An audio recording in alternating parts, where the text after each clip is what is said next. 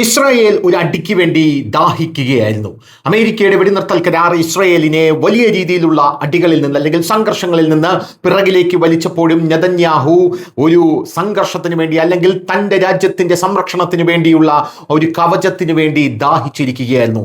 ഇപ്പോഴിതാ ഇസ്രായേൽ ഒരു രഹസ്യ യോഗം ചേർന്നിരിക്കുന്നുവെന്ന റിപ്പോർട്ടുകൾ പുറത്തു വരികയാണ്. ഡൊണാൾഡ് ട്രംപ് കഴിഞ്ഞ ദിവസം രാത്രി ഇസ്രായേലിന് മേൽ ബോംബുകളുടെ ശരവർഷം പെയ്യിച്ചപ്പോൾ ഏറ്റവും കൂടുതൽ സന്തോഷിച്ചതും ഊറിച്ചിരിച്ചതും ഇസ്രായേൽ പ്രധാനമന്ത്രിയായിട്ടുള്ള ബെഞ്ചമിൻ നെതന്യാഹു ആയിരിക്കുന്നു. അതെ, സമയമാഗതമായിരിക്കുന്നു.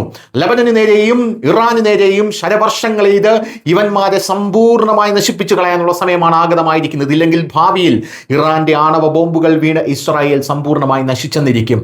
അതായത് തങ്ങളെ എന്തായാലും അവർ അടിക്കുമെന്നുള്ള കാര്യത്തിൽ തർക്കമില്ല. അതിനു മുൻപ് അവരെ സമൂലമായി പിഴുതെറിയണം എന്ന് തന്നെയാണ് നെതന്യാഹുവിന്റെ ആഗ്രഹം. പക്ഷെ അതിന് തടസ്സം നിന്നത് ഡൊണാൾഡ് ട്രംപ് എന്ന് പറയുന്ന വ്യക്തിയാണ്. പക്ഷെ അപ്പോഴും ട്രംപ് ആശിച്ചിരുന്നു ഒരു കരാറിന് വേണ്ടി ഇറാനുമായി ചേർന്ന്. അവസാനം ഇവർക്ക് മാനസിക രോഗമാണ്, ഇനി ഇവരുമായിട്ട് യാതൊരുവിധ കരാറുമില്ല എന്ന് പറഞ്ഞ് ട്രംപ് പിൻവാങ്ങുകയും ചെയ്തു. ഇപ്പോഴിതാ ഇസ്രായേൽ 2026 ഫെബ്രുവരി 28 യുഎസും ഇസ്രായേലും ഇറാനെതിരെ ആക്രമണം ആരംഭിച്ചത് മുതൽ ഇസ്രായേൽ ഈ യുദ്ധത്തിൽ വളരെ പ്രധാനപ്പെട്ട ഒരു ഭാഗമായിരുന്നു. ഓപ്പറേഷൻ എപ്പിക് ഫ്യൂറി പ്രകാരം ഇസ്രായേൽ വ്യോമസേനയും യുഎസും ചേർന്ന് ഇറാന്റെ ആണവ കേന്ദ്രങ്ങളിലും മിസൈൽ താവളങ്ങളിലും കമാൻഡ് സെന്ററുകളിലും കടുത്ത ആക്രമണമാണ് നടത്തിയത്.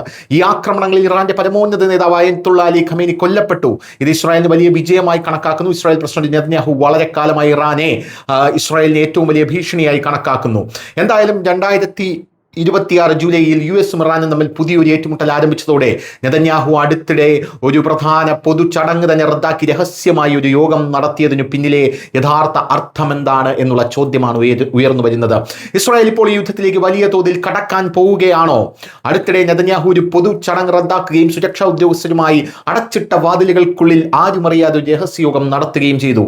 ഇറാനുമായി വർദ്ധിച്ചു വരുന്ന സംഘർഷങ്ങൾ, ഹോർമൂസ് കടലിടുക്കിനെ ചൊല്ലിയുള്ള യുഎസ് ഇറാൻ സംഘർഷം, ലബനനിലെ നിലവിലെ സ്ഥിതി എന്നിവ ഉന്നതതല യോഗം ചർച്ച ചെയ്തതായി ഇസ്രായേൽ മാധ്യമ റിപ്പോർട്ടുകൾ പറയുന്നു. അതേസമയം നാറ്റോ ഉച്ചകോടിക്കിടെ നടക്കാനിരിക്കുന്ന യുഎസ് പ്രതിരോധ സെക്രട്ടറി പീറ്റ് ഹെഗ്സെറ്റിന്റെ ഇസ്രായേൽ സന്ദർശനവും റദ്ദാക്കിയിരുന്നു. നെതന്യാഹു ഇതിനെ പോസിറ്റീവായി വിശേഷിപ്പിച്ചിട്ടുണ്ടെങ്കിലും ലോകരാജ്യങ്ങളെല്ലാം തന്നെ നെതന്യാഹുവിന്റെ പ്ലാൻ എന്താണെന്നറിയാതെ ഉഴലുകയാണ്, ഭീതിയിലാണ് എന്നുള്ളതാണ് പ്രധാനപ്പെട്ട കാര്യം.